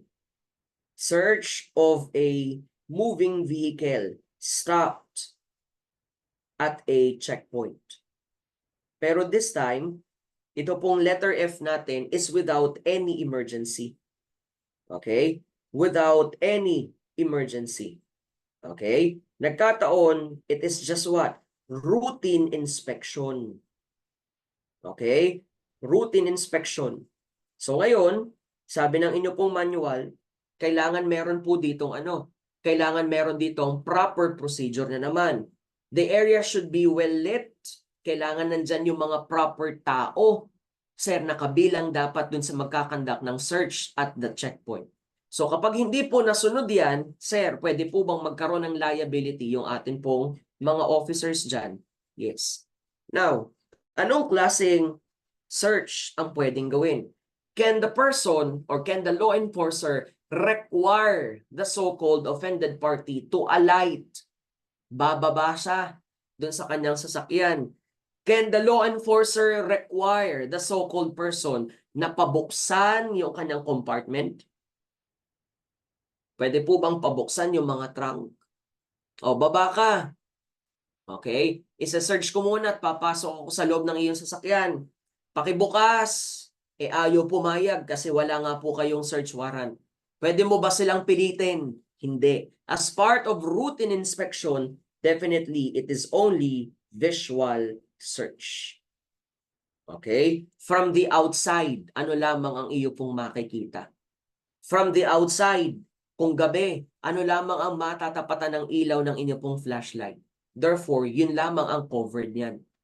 Sir, kailan ako pwedeng allowed? Sir, na mas extensive. Kailan ako allowed na, sir, pababain yung atin pong driver or passenger? Okay? Yun nga po, kaya visual search, plain view. From the outside, kung ano lang yung kitang-kita mo. Okay? So that is visual search. Okay? Now, through probable cause, at kung ikaw po ay bihasa na sa mga ganyang sitwasyon, basang-basa mo na, kumbaga, alam mo na yung behavior ng isang individual sa ganyang mga sitwasyon. Sabi mo, hindi to basta-basta visual search. Kasi may kakaiba sa kanyang kinikilos. At alam mo na yung kakaibahan ng kanyang kinikilos is by virtue of committing a crime. Pero wala ka nga lang personal knowledge. But through probable cause, can you now perform an extensive search even if you are not possessed with a search warrant? Yes. Only with the existence of what? Probable cause that you may perform an extensive search of that vehicle. Pero kung sabi mo ay medyo weird lang, hindi naman yun yung act na gumawa siya ng krimen. Nawiwirdohan ka pero hindi po yun yung overt act halimbawa ng isang gumagawa ng krimen. So hindi ka pa rin pwedeng mag-commit ng atin pong extensive search. Okay? Now, in those instances, without a warrant, meron po ba ditong valid exception? Yes. Next, we have yung tinatawag natin ngayon as plain view. Okay? Plain view. Now, kapag sinabi nating plain view, yan po ba ay search? Kung titingnan natin, hindi. Kasi sabi natin, plain sight. Kung ano lang yung nakita mo, yun na. Wala ka namang tinanggal eh. Okay? Sir, paano po magiging valid ang plain view? It becomes valid if there is a prior valid intrusion. Okay? Prior valid intrusion. Okay? Kalimitan, sir, ang prior valid intrusion is by virtue of what? Your warrant. Okay? Or your fulfillment of what? Fulfillment of duty. Okay? Your warrant or fulfillment of duty. May dala-dala kang search warrant o may dala-dala kang warrant of arrest. Pero ang tanong, sir, may ine-expect ka po ba na ibang makikita doon? No. Halimbawa, meron kang dalang search warrant. Ang hahanapin mo ay dangerous drugs. Yun ang nakalagay sa ating search warrant. Or meron kang warrant of arrest. Ang huhulihin mo dapat halimbawa sino? Si Fred. Okay? Ngayon, pagpasok mo sa bahay ngayon ni Fred, dala-dala ang search warrant or dala-dala ang warrant of arrest. Meron kang inabutan doon na hindi mo ine-expect. Now, meron kang nakitang kontrabando. You discovered a contraband. Pero sinasadya mo ba? There is accidental. There is inadvertent. Okay? There is accidental, there is inadvertent, or there is unintentional discovery. Unintentional discovery of what? Discovery of a contraband. At yung kontrabando na yan, hindi po saklaw ng ating search warrant. Yung kontrabando na yan, hindi rin covered ng warrant of arrest. Bakit? Kasi tao ang gusto nating, sir, kunin kapag warrant of arrest ang involved. Kaya sir, pagpasok ko halimbawa ng bahay ng isang individual, Nakatambad ngayon sa akin pong harapan, napakarami pong, sir, smuggled items. Ano po mga smuggled items? May mga jewelry, sir, may mga alam mong smuggled items kasi napakarami pong mga gold bars, napakarami pong mga cash, sir. At ikaw po, sir, alam mo na kung paano po sila titingnan. Alam mo po kung paano sila babasahin. From your point of view, sir, alam mong sila ay kontrabando. Pero hindi naman yun ang sadya mo. Pumasok ka ng bahay. Ang sadya ko, dangerous drugs. Pero pagpasok ko ng bahay, ibang nakita ko. Now, there is accidental, inadvertent, or unintentional discovery of a contraband. Now, sir, it is considered as what? Readily apparent. Bakit readily apparent? Okay, kitang-kita ko po eh. It is readily apparent. Therefore, no further search is required. No further search is required. Anong ibig sabihin po niyan? Sir, pagpasok ko, wala pong mga takip. So ngayon, pagpasok ko, I already identified them as what? Contraband. Sir, paano kung pumasok ako? Sir, na-curious ako kasi ang dami pong, sir, nakakalat. Pero natatakluban po sila ng black na blanket. Hindi ko alam kung anong laman, kaya binuklat ko ngayon. Can that be plain view? Can that be plain view? Yes or no? Sir, ang dami pong kalat eh. So, na-curious ako, ano kaya to? Binuksan ko ngayon. Can that be plain view? Hindi. Kasi sinasadya mo na pong makita ngayon. Okay? Sir, hindi naman po yun ang aking pakay. Kahit na. Hindi mo naman kitang-kita nung oras na pumasok ka ng isang building. So, sa ganyan pong instance, hindi po yan pwedeng maging subject ng atin pong plain view search. Pero, sabi ng Supreme Court, ganito po ang mangyayari. Kapag meron ka pong search warrant, pwede ang confiscation. That is allowed. Okay? At para gamitin natin siya bilang ebidensya, laban dun sa tao na nagmamay-ari or nagpo-possess niyan. That is allowed. Evidence is admissible. Okay? Evidence is admissible. Sir, paano naman kung wala akong warrant? Pero may valid exceptions. Okay? May valid exceptions. Ano po ang pwedeng mangyari? Pasok pa rin ang confiscation. Okay? Pasok pa rin ang confiscation at pwede pa rin nating gamitin yan bilang ebidensya which is admissible.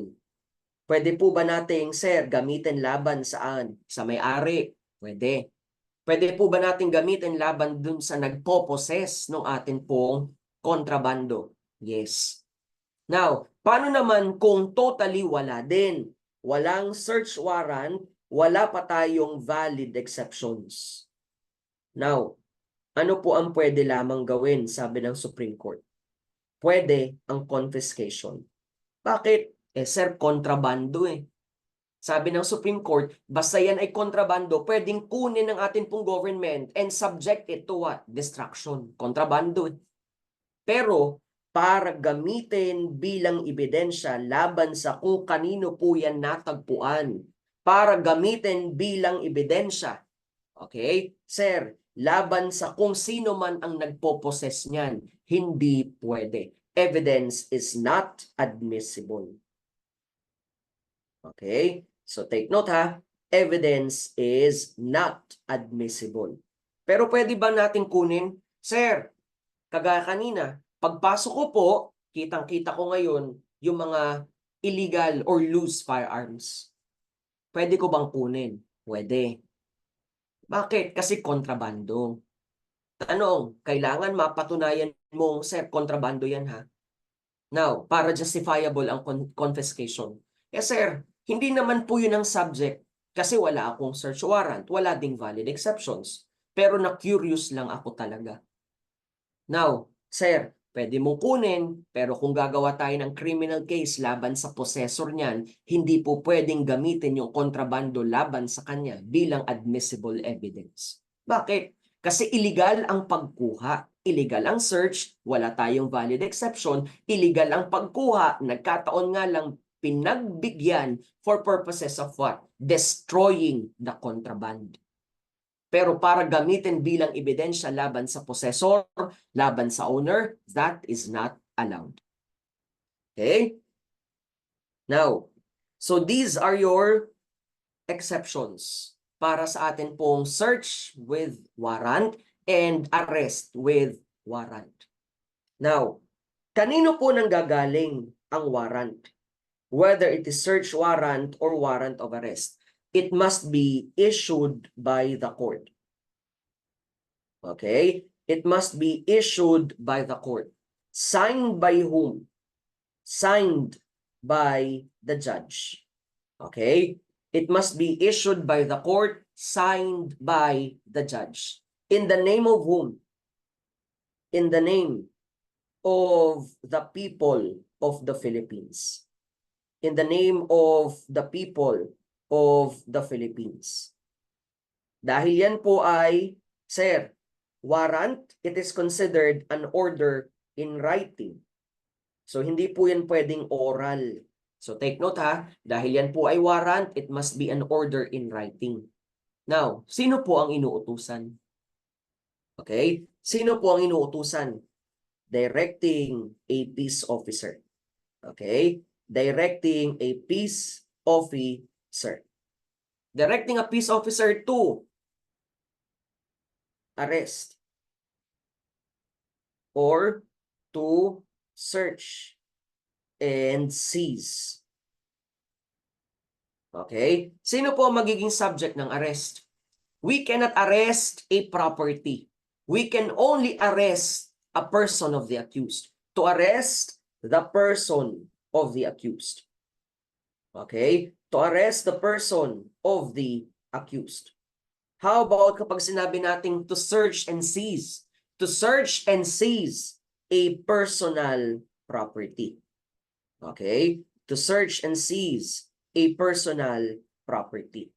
Okay? So take note of the difference.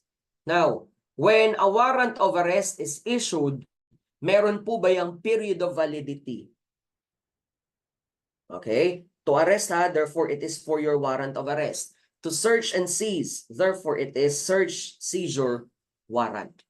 Now, meron po bang period of validity ang atin pong warrant of arrest? There is none. There is no period of validity. So basta yan po ay ini-issue, matik magkakaroon po ba yan ng atin pong valid or meron po ba siyang effect? Yes. Now, sir, how about your search and seizure warrant?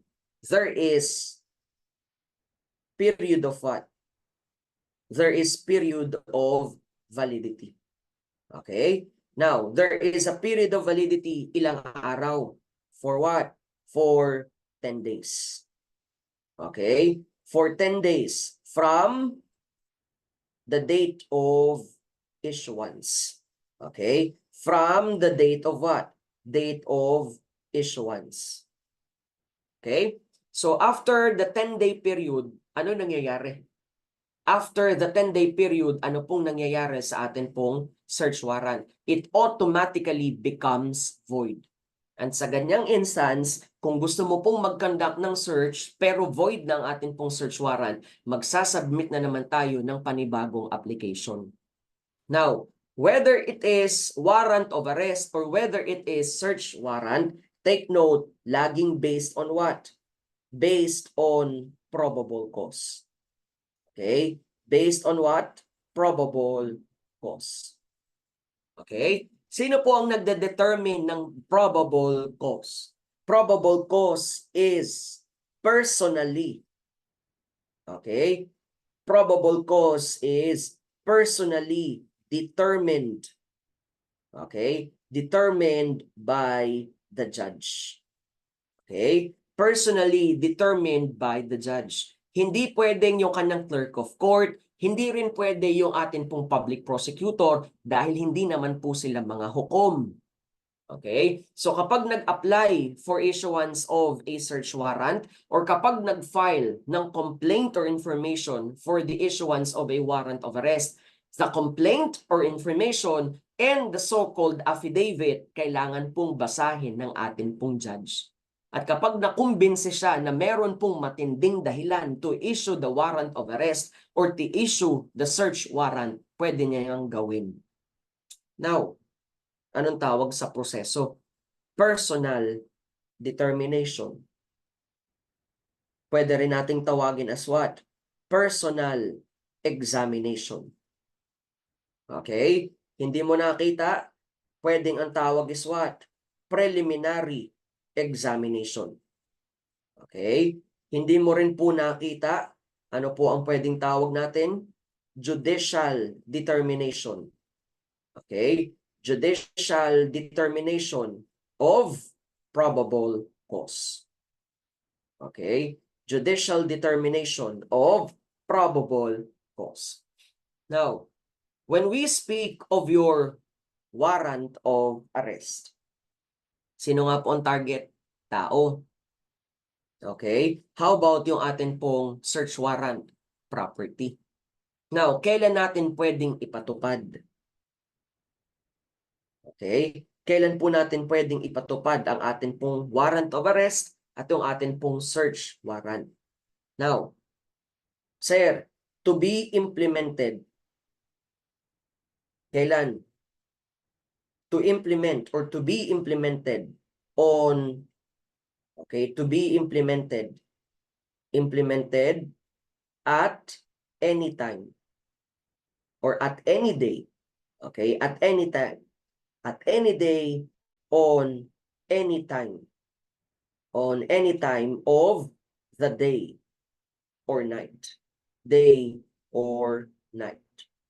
Okay? So walang general rule, walang exception. Kahit anong araw at any day. Kahit anong oras ng umaga or gabi. At any time of the day or night. Okay? How about kapag sinabi nating search warrant? Kailan pwedeng i-implement? General rule, it is daytime. Okay? General rule, it is daytime. Pero, bilang exception, okay, bilang exception, once there is affidavit, okay, once there is affidavit supporting, okay, supporting the claim that the property, okay, that the property is at the location on another time. Pwede po ba nating kumbinsihin ngayon ang court na baguhin ang oras ng search is at the location or on the location, is on the location at another time. At another time. Okay? So once there is an affidavit supporting the claim that the property is on the location at another time, ano po ang pwedeng ipag-utos ngayon ng atin pong korte? Kung kanyang pagbibigyan as a form of exception, it may now be done, the search may now be done at any time of the day or night. Okay? At any time of the day or night. Okay? Any time of the day or night. Pero kapag hindi na kumbinse yung atin pong judge na ilipat sa ibang oras yung paghanap dun sa atin pong personal property, wala tayong magagawa ngayon. Okay? Wala tayong magagawa ngayon. Okay? Hindi pumayag si judge eh. O, basta gawin nyo ang search. Gawin nyo ang search, umaga lang. Okay? Gawin nyo ang search, umaga lang. Pwede po ba nating ipagpilitan gawin niya ng gabi? Hindi pwede. Okay? So that is when to execute or when to implement the so-called search warrant. Okay? Now, ilan ang crime na laman ng atin pong search warrant? Ilan ang crime na laman ng atin pong warrant of arrest? whether it is warrant of arrest or search warrant, one crime is to one warrant. Okay? One crime is to one warrant. At hindi po natin pwedeng basta-basta pagsasama-samahin yung iba't ibang mga crime basta tayo po ay makatipid. Okay? So, hindi natin basta-basta pwedeng pagsasama-samahin yan. Tama po ba? Yes. Okay? So, in that instance, ano po yan? Sir, kung murder lamang ang crime na laman ng atin pong warrant of arrest, sir, at meron pang iba na ginawa yung atin pong offender, sir, kailangan nating kumuha ng isa pang warrant of arrest. Eh sir, gumawa din po yun ng crime of rape. Eh wala naman pong warrant para dun sa crime of rape. Hindi natin pwedeng isama yung rape dun sa crime of murder. Kasi one crime, one warrant. Eh bakit? Kasi pinagbabawal dito ang general warrant. General warrant is considered as what? It is outlawed. Okay? Ipinagbabawal. Kasi kapag sinabi nating general warrant, it is as if a scattershot warrant. Para makatipid eh. Kumbaga, hitting two birds in one stone. Okay? Scattershot warrant. Dahil nandun na rin naman, sir, at aarestuhin na rin naman dito yung atin pong, sir, accused. Nandun na rin naman, idagdag na natin dyan ang search. Hindi pwedeng ganun. Nandun na rin naman, idagdag na natin dyan ang murder kung rape ang pinag-uusapan. Hindi pwedeng ganun. Okay? Bawal ang general warrant. It is outlawed because when we speak of general warrant, lahat ng possible crimes pwede nating isinasama sa nag-iisang warrant. Pero sabi ng ating 1987 Constitution, kung inyo pong babalikan yung Section 2, one warrant, one crime, because we need particularity of description. Particularity of description. Okay? So kung ano lamang ang nakalagay by virtue of the commission of the crime, yun lamang ang magiging subject ng arrest and seizure and search. Okay? Now, particularity of what? Description, location. Okay? The specific address. Okay? The specific address. Now, particularity of description of the person. Person to be arrested. Okay? Now, paano natin pina-particularize dito ang isang tao na gusto natin pong isubject sa arrest? There must be the so-called name. Okay? To be arrested, kailangan meron po siyang true, real, and correct name. Okay? True, real, and correct name. Okay? Sir, sa pagsasama ng kanyang pangalan, pwede po ba nating ilagay dito yung kanyang alias or nickname? Alias or nickname may be included. Okay? May be included. Bakit? Kasi kapag nilagay natin yung kanyang nickname or alias, nagkakaroon po ba tayo ng mas specific na approach ng tao na isa-subject po natin sa arrest? Yes. Yes, sir. Do we allow fictitious name? Allowed po ba ang mga John Doe or Jane Doe na warrant pagdating sa atin pong warrant of arrest? Okay? Is that allowed? Fictitious name, general rule. Fictitious name, yung mga pangalang gawa-gawa. Fictitious name is not allowed. Okay? Fictitious name is not allowed. Bakit? Kasi nawawala ang essence ng particularity of description.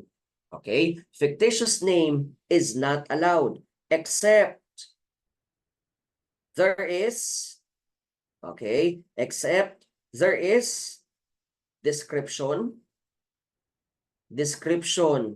of the accused, okay, and the explanation. Okay? There is the description of the accused and the explanation that his identity is unknown. That his identity is unknown. Okay? So sa ganyang instance, ano pong pwedeng gawin? Saka lang po ba yan papayagan na gumamit ng fictitious name? Yes. Sir, sinabing John Doe, pero alam po ba ng atin po mga law enforcers kung sino ang aarestuhin? Yes, lalaki. Dala-dala, bit-bit yung cartographic sketch. Alam nila kung sino po yung tao na isasubject sa kanilang taking. Kasi may description eh. Hindi man nila alam yung pangalan pagdating dun sa kanyang true, real, and correct name. Malalaman na lang nila pagkatapos nilang gawin yung arrest. Eh sir, anong gagawin ngayon dun sa warrant, pati dun sa information? Pwede po ba nilang baguhin yan? Pwede. Only itatama po natin yung kanyang totoong pangalan. Okay? Next. Alin pa ang magiging subject ng particularity of description? Location, the person to be arrested. Number 3, the property. The property to be searched and seized. To be searched and seized. Anong klaseng property po ang pinag-uusapan dito? Hindi lahat ng property. Okay? Hindi lahat ng property.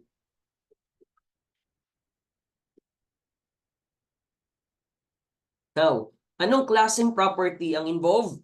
Only personal property. Okay? Only personal property. So when we speak of your personal property, it is a property that can be moved from one place to another. It may also be called as what? Your movable property. Okay? Can be moved from one place to another. Okay? Now, when we speak of can be moved from one place to another, anong mga klaseng personal property po yan? Personal property, that is what? Subject of the offense. Okay? Personal property that is stolen or embezzled. Okay? Stolen or embezzled, or fruits of the commission. Fruits of the commission of the crime. And lastly is what?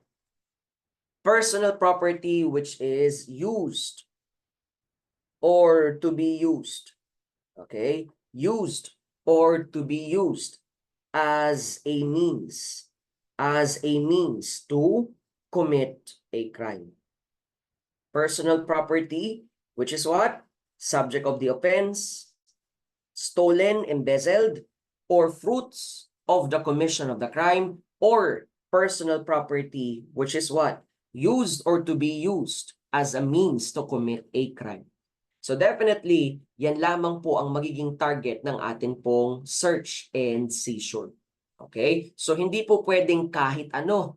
Okay? Kahit pa po meron tayong search warrant dito. So kailangan may connection pa rin sa crime na atin pong pinag-uusapan. Okay? So that will be your section 2 of Article 3. Okay? That will be section 2 of your Article 3. Now, let us go to your section 3. Okay? Let us go to your section 3. Ano po meron sa ating section 3?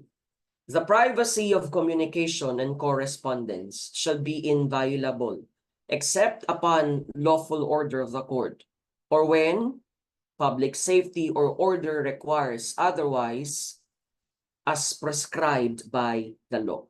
Okay? So dito sa atin pong section 3, it is not directly related, okay, sa atin po kumbaga pagiging law enforcer, pero posible po bang makaapekto rin kapag ikaw naman po ay magiging expert halimbawa sa data privacy or magiging expert ka halimbawa sa cyber crime? Pwede.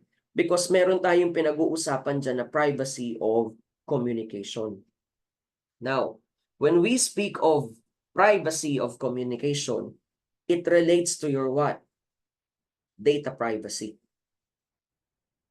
Okay? So, when we speak of your data privacy, ano lamang po ang importante dyan? You being a data subject. Data subject. Okay? Data subject as owner. Owner of data. You have the right to what? To control the disclosure. Okay? You have the right to what? To control the disclosure of your data. Now, ako na nagmamay-ari ng akin pong pangalan, ako na nagmamay-ari ng akin pong cellphone number, hindi ko yan basta-basta pwedeng ibigay kung kani-kanino. Now, kapag ibinigay ko naman kusang loob, so definitely pumapayag ako by virtue of my consent.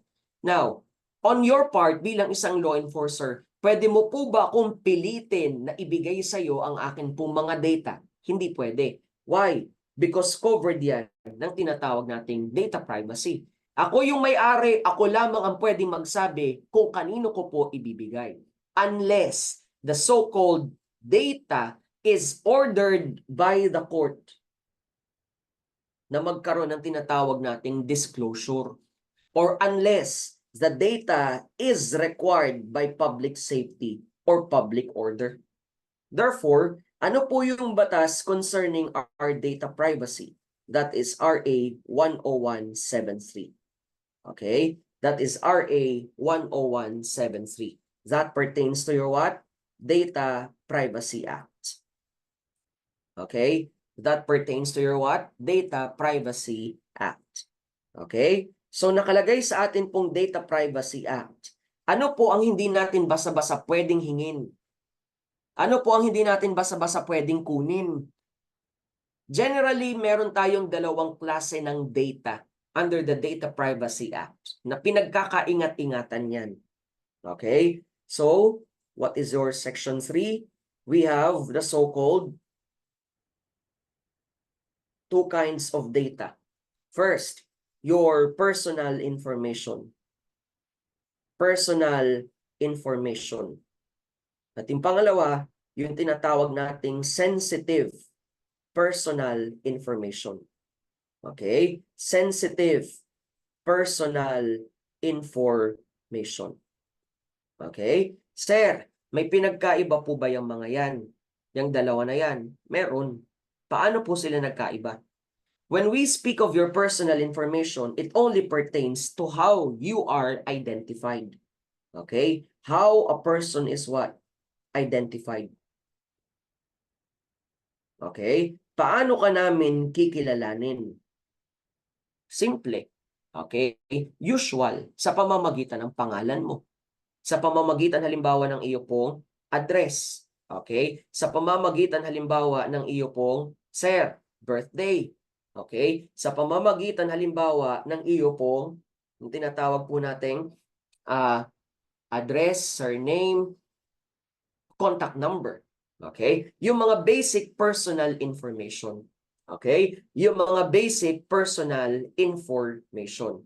Now, how about kapag ang pinag-uusapan naman po natin is your sensitive personal information? Okay? What is your sensitive personal information? Anything that relates to you beyond your means of being identified. Okay? So ano po ang example niyan?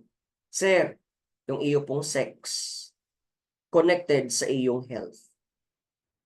Okay? So when we speak of your sensitive personal information about your race, about your family origin, okay? About your marital status.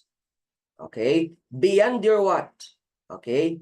Beyond your what? Basic personal information.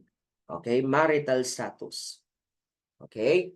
So ito, yung mga hindi na dapat basa-basa malalaman. Mag-fill out lang ako halimbawa, sir, doon sa logbook halimbawa nung pandemic, nung yung contact tracing. Ano lamang ang hinihingi? Pangalan, address, contact number. That's it. How are you going to be identified? That is your personal information. Sir, ipinapalagay po doon, ano po ang aking religion? Okay? Sensitive personal information yan. Ano po yung aking pong education? Ano po ang aking edad? Saan ako nagmula? Ano po ang aking lahi? Ano pong meron sa akin pong health status? Ako po ba, sir, may sakit o wala? Sa mga bagay na yan na lumalagpas sa basic personal details mo, then it becomes your sensitive personal information.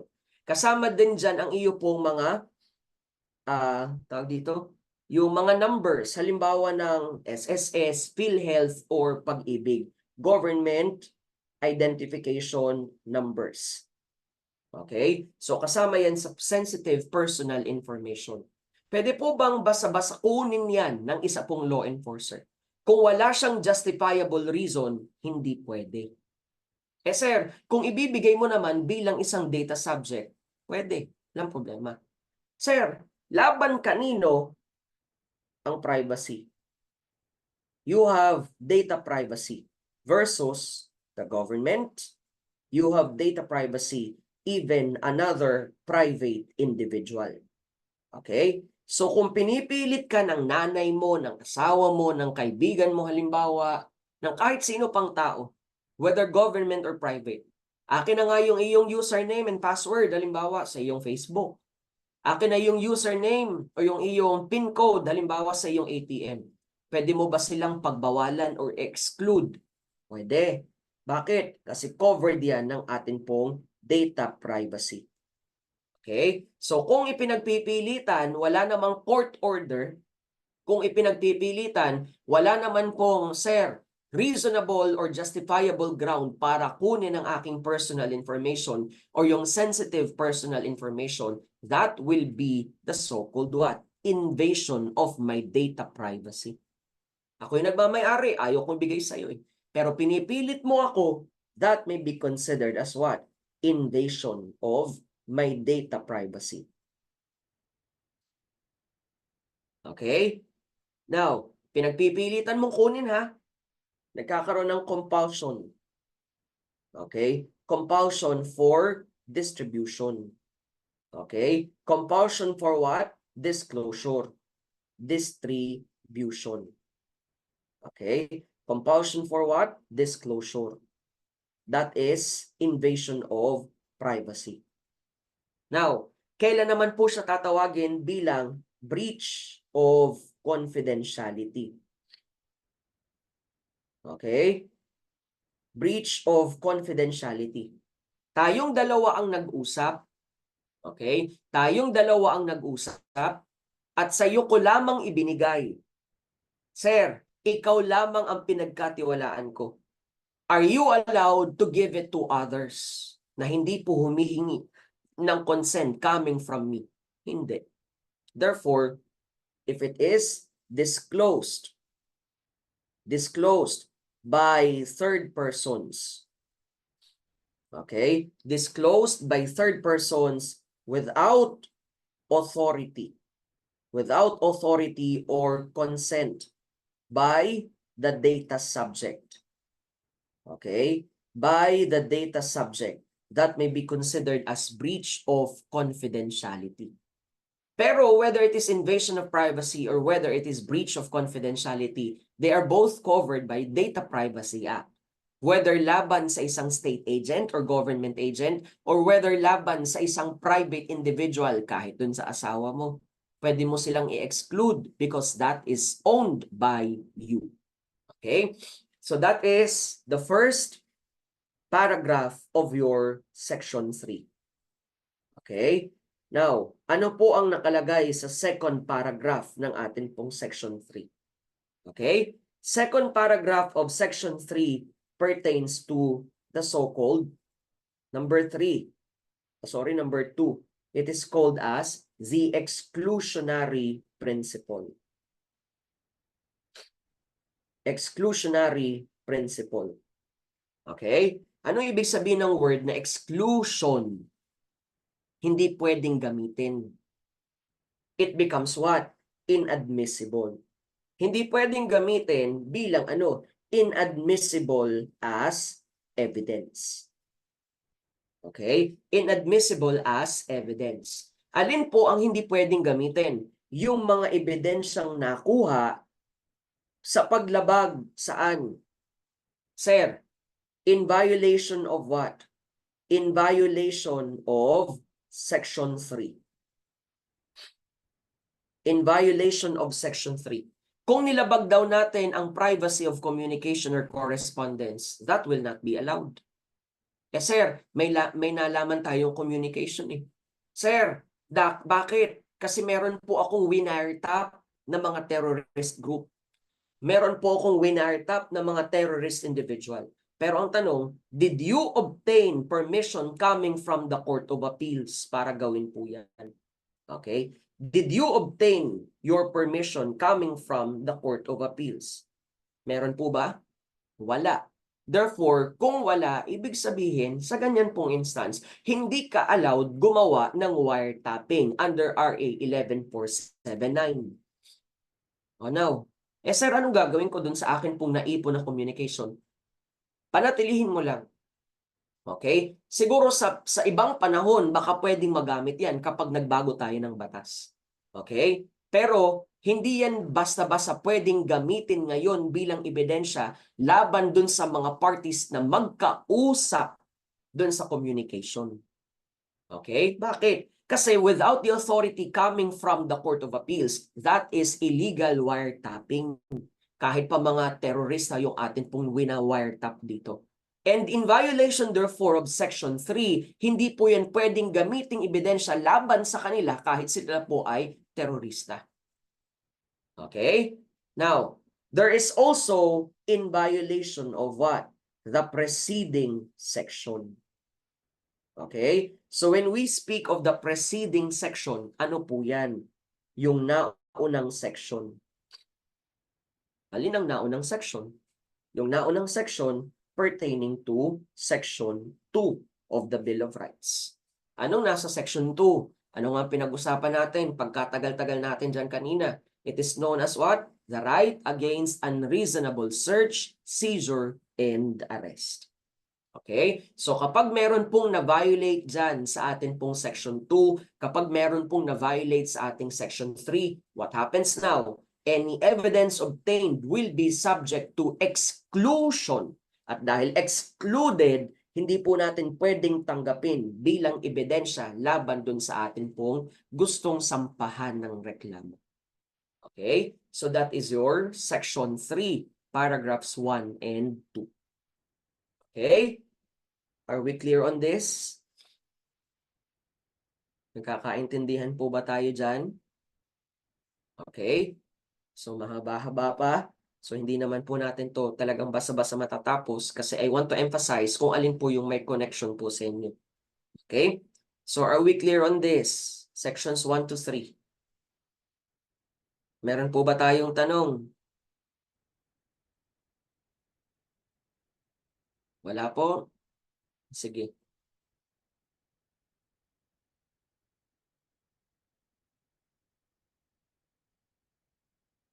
Okay? So, sige po, pagbibigyan ko yung kanina nag-request. 10 minutes po na break, short break. Para i-absorb nyo po yung inyo po mga isinusulat dyan. Okay. So we continue with your sections 1 to 3. Okay? Para lang po magkaroon ng, sir, ano po ang pwede kong kakaharapin kapag ako po ay isang, okay, bilang isang public officer. Okay? So ano po ang pwede kong kakaharapin na pwede po maging liability? Okay? So sa atin pong sections 1, 2, and 3. Okay? Ano po ang pwede kong kakaharapin na pwede po maging krimen? Dito sa atin pong section 1 and 2, pwede magkaroon ng tinatawag nating iba't ibang crimes. Pwedeng nandyan yung tinatawag nating arbitrary detention. Okay? Arbitrary detention. So, arbitrary detention happens when there is detention without legal ground. Detention without legal ground. So, sino po ang pwedeng maging liable nito? Yung isang klase po ng atin pong arbitrary detention. That is committed by a public officer. Public officer with authority. Okay? Public officer with authority to arrest. Okay? Public officer with authority to arrest and arrested or detained another without legal ground. Okay? Without legal ground. Okay? How about the second kind of arbitrary detention? Meron tayong tinatawag na ano po, arbitrary detention called as delay in the delivery. Delay in the delivery of detained person to proper judicial authorities. Okay? To proper judicial authorities. So, ano pong nangyayari dyan? Upon expiration of what? Upon expiration of the reglementary period.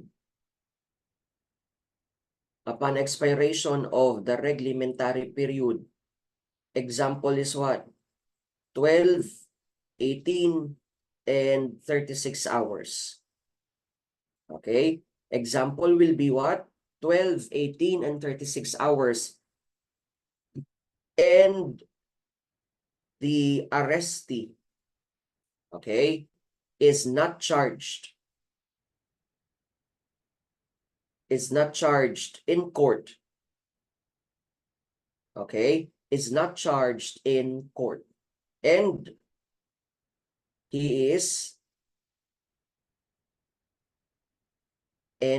what?